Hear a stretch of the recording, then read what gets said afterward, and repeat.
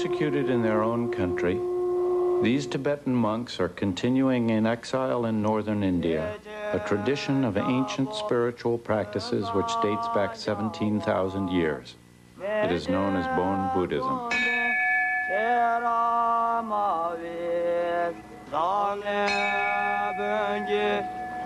All Buddhists believe that the material world is a dreamlike illusion into which they are born and reborn. It is an endless cycle of reincarnation, which can only be broken through profound spiritual enlightenment.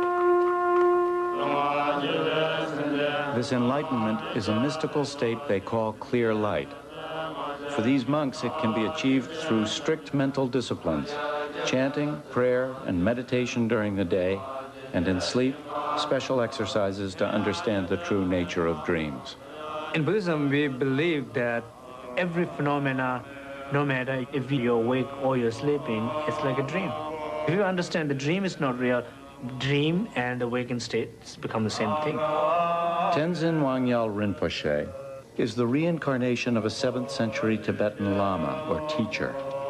After several years teaching in the West, Tenzin returns to the Teshi Menri Ling Monastery, where he spent the first half of his life as a monk. It was here that Tenzin came to understand that any dream, no matter how real and compelling, is always only a projection of his own thoughts. The conscious reality of our waking world is equally imaginary, and all human problems derive from attaching meaning to what are only mental illusions. If one does not understand everything as illusion, things which we see as real, we are caught into those realities. We are not able to liberate from them. To appreciate that life is an illusion, Tibetan Buddhists must learn to become mentally vigilant and self-aware during both dreaming and waking life. This rigorous training starts at an early age. When I was 10 years old, I entered this monastery and I became a monk and stayed for 15 years. Like Tenzin before them, these young monks are presenting themselves to the abbot for religious instruction. The abbot will listen to their recent dreams and use them as a kind of spiritual barometer which shows the condition of their souls. The nature and content of their dreams, he tells the boys, will determine the level of teaching they are ready for. The blue string is a reminder to be mindful during the day, and the kasha grass for placing under the pillow at night will induce a dream which they must recount before their next lesson. For us, dream is very important. 1/3 of our life, we sleep, so it is very important to discover what is happening emotionally in our night. That is the place where you can discover yourself better. Therefore, dream practice is very important. Just as the dreaming mind must be exercised, so too must the waking mind. For mental agility, monks practice together daily, furiously debating the doctrine of their religion. They move their arms in order to energize their body. When they hit their hands, they believe there is a channel there which sharpens their mind. A sharp mind must be maintained during sleep as well, where a monk trains in dream awareness so that he can confront the illusions of his dreams.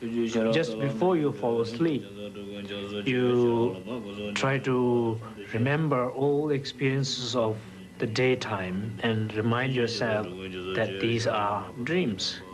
When we do our dream practice, we have 4 sessions, which includes 4 different positions, 4 different ways of focusing. The position you sleep has influence on the breathing, and the breathing has influence on your mind. Because without the breathing, or we call prana, the mind has no function. Through practice of the control of energy or breathing, once you have that experience, then it is very easy to realize the dream, and you can control. His Holiness the Dalai Lama is the spiritual leader of the Tibetan Buddhists. As the 14th reincarnation of their original great teacher, this Dalai Lama has unbroken memories of several recent earthly lives, and so his own dreams permit him an unusual perspective. I'm quite skeptical towards my own dream. Generally, dream is a dream. So not at all is reliable. No meaning. Just come. Then occasionally you might get some dream which can take seriously.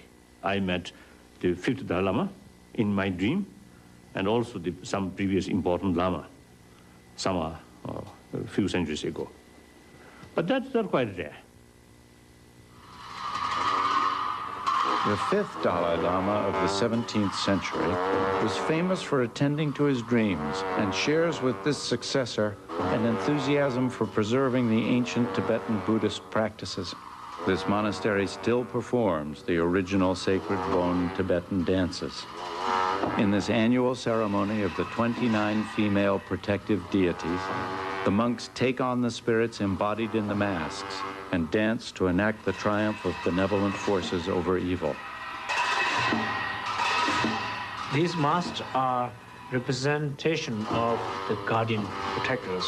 When I'm dreaming and when I need help, I often call my guardians to help, and particularly things which I cannot do by myself or when I'm awake. When one is aware that one is dreaming, you can change things, a lot of things that you cannot do during the awakened state. Being aware of a dream while dreaming it is called being lucid. For Buddhists, this is a prerequisite for enlightenment. When a monk learns to become conscious during a dream, to know he is in the midst of something unreal, he can then control the images. This way, he begins to realize that thoughts, whether conscious or unconscious, are all mental illusions. You must recognize dream is dream. When you're sleeping, till you see your memory remain there, conscious remain there, constantly thinking. You actually realize, now I'm dreaming. Now that is important. A lucid dream is that you, while you're dreaming, through your practice, that you know you're dreaming, and then you know it's a dream and you can change things. Tenzin's favorite example is a lucid dream which allowed him to do the impossible, to fulfill a request from his dead mother. She came to him in his sleep, asking for a memorial shrine, a stupa. In Tibetan tradition, it is very important if somebody dies that you build something for them. It can be stupa, a statue, or sacred text. So stupa represents that. It's called sign of rebirth, cheta. I was in Italy and I had a lucid dream with my mother exactly a year after she passed away. We were here in Dolanji under the Bodhi tree, and she seems very sad. She wanted me to build a stupa. I was very aware that I was in Italy, so it was very difficult to build it there. I thought that I could ask the help of a lot of guardian protectors. I looked up into the clouds near the tree, and I saw a lot of animal-headed guardians, like Garuda, the mystic bird, lion, parrot. They agreed to help. I heard a sound, enormous sound. Together with the sound, the tree was transformed into the stupa, and my mother seemed to be happy, and I felt very good afterward, which I didn't feel before dream. It was like I couldn't make that stupa for her while I was in Italy, but in dream, I made it. Tibetan Buddhists believe that the experience of the dream is the same as that of the soul right after death, or what they call the bardo state. This is why consciousness in dreaming is so important.